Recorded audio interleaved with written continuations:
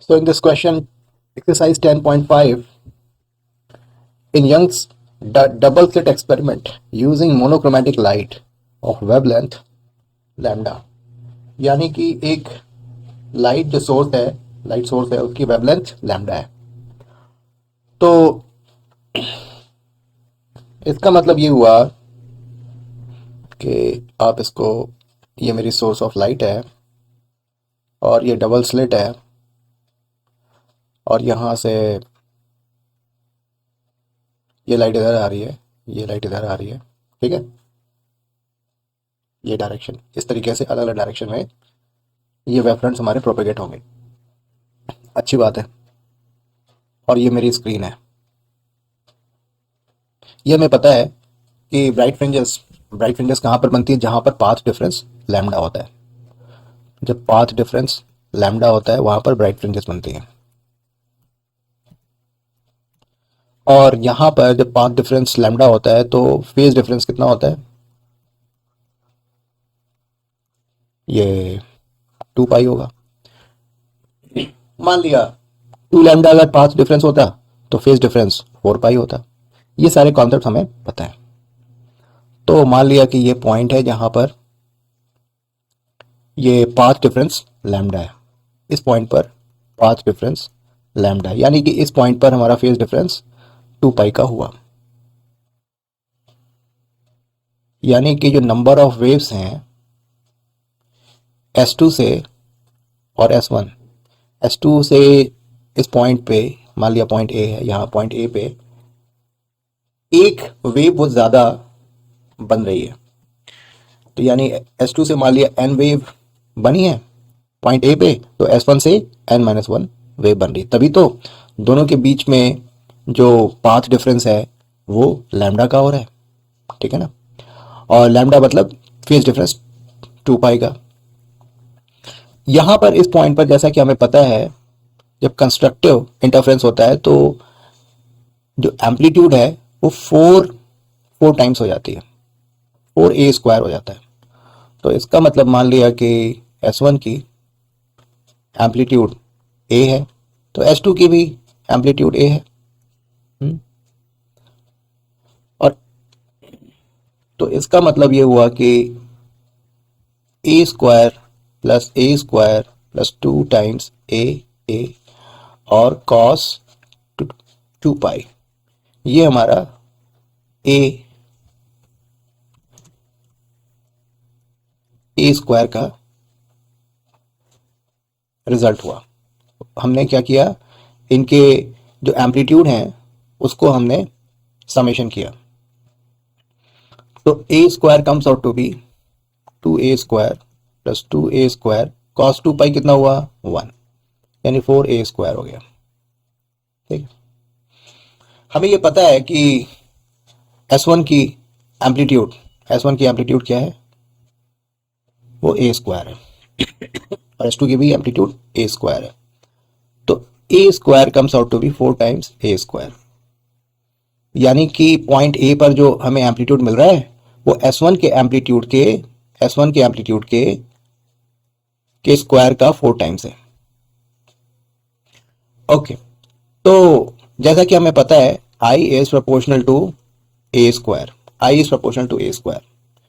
तो अगर initially I0 हमारी इंटेंसिटी है, it means initial intensity I0 है, तो अभी हमारी जो इंटेंसिटी आ रही है I will be 4 times I0।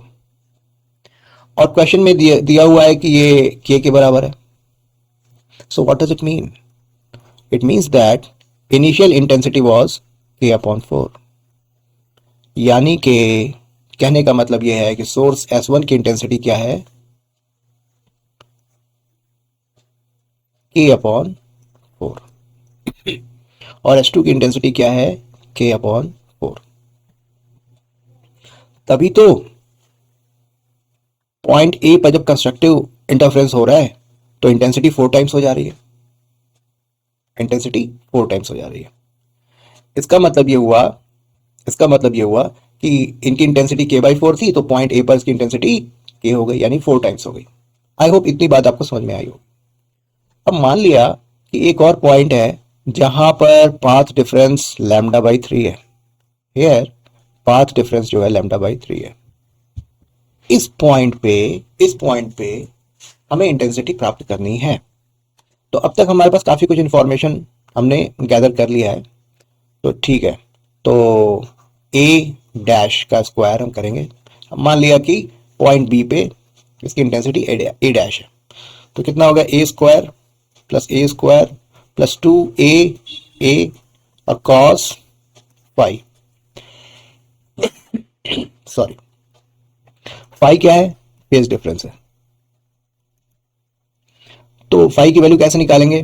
तो हम ये यूनिटरी मेथड यूज करते हुए इसको हम आसानी से निकाल सकते हैं कि when phase difference, when path difference is lambda, then phase difference is 2 pi. तो when path difference is λ/3, then phase difference will be 2 pi upon lambda into λ/3, यानी कि हमारा फेज डिफरेंस आया 2 pi upon 3। ठीक है ना? यानी कि इसका मतलब ये हुआ कि पॉइंट बी पे हमें जो फेज डिफरेंस मिलेगा वो 2 pi/3 का होगा। ठीक है, a² plus 2a² cos 2 pi/3, यानी कि 120 डिग्री। cos 120 डिग्री की वैल्यू होती है -1/2, तो 2a² 1/2, तो a² plus a² minus a², सो ये गया, तो ए डैश स्क्वायर की वैल्यू क्या हो गई? a²। ओके, तो इसका मतलब ये हुआ कि ए डैश स्क्वायर की वैल्यू वही है जो S1 की एम्पलीट्यूड के स्क्वायर की वैल्यू है। तो अगर उसका रिजल्टेंट, इस पॉइंट पर रिजल्टेंट जो है, अगर हमें क्या मिल रहा है? a² मिल रहा है, तो इसकी इंटेंसिटी क्या होगी? k/4 होगी, है ना? सही बोल रहा हूं ना? जब हमारी इंटेंसिटी एम्पलीट्यूड ए था तो उसका हमने स्क्वायर किया, और जैसा कि हमें पता है आई इज प्रोपोर्शनल टू a², तो जब इसकी इंटेंसिटी एम्पलीट्यूड ए थी तो उसका स्क्वायर किया हमने, a² आया। तो उस मोमेंट पर हमने इंटेंसिटी मेजर की और उसको हमने वैल्यू दिया k/4। तो पॉइंट बी पर भी हमें अगर एम्पलीट्यूड ए आ रहा है तो इसका मतलब यह हुआ कि उसकी इंटेंसिटी k/4 होगी। तो आई होप ये एक्सप्लेनेशन आपको समझ में आया होगा। बहुत ही आसान सा क्वेश्चन था। आप जैसा कि हमने ये यहां पर जो फॉर्मूला लिखा हुआ है आई इज प्रोपोर्शनल टू a², तो हमने फॉर्मूला क्या यूज किया है? ये रिजल्टेंट एम्पलीट्यूड के स्क्वायर के बारे में, a1² plus a2² plus 2a1a2 cos phi, यही यूज किया है। a1 क्या है? Amplitude of source S1। a2 क्या है? Amplitude of source S2। Phi क्या है?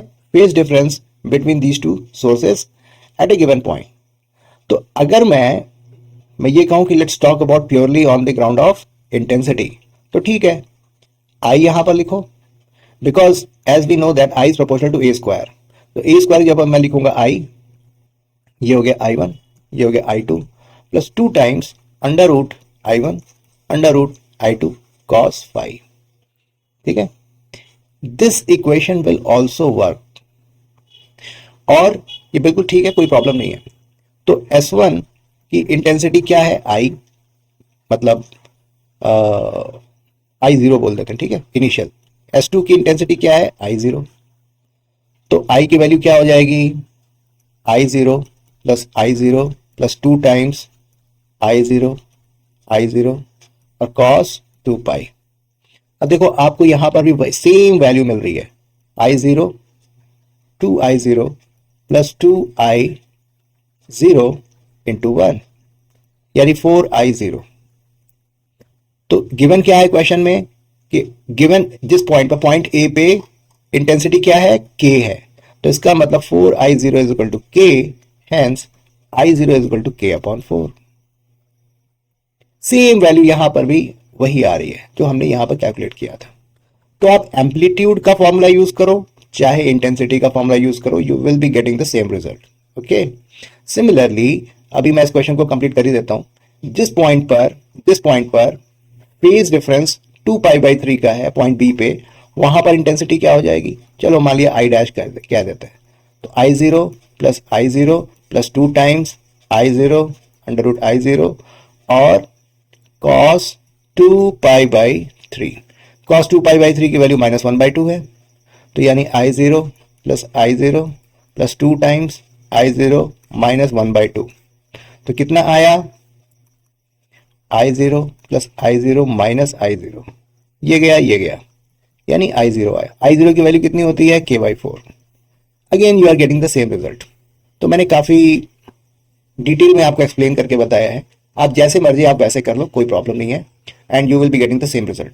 So this one was important question, मैं बोलूंगा ये इंपॉर्टेंट क्वेश्चन था, क्योंकि नीट में भी ये कई बार पूछा जा चुका है, इनफैक्ट आईआईटी मेंस में भी ये क्वेश्चन पूछा जा चुका है।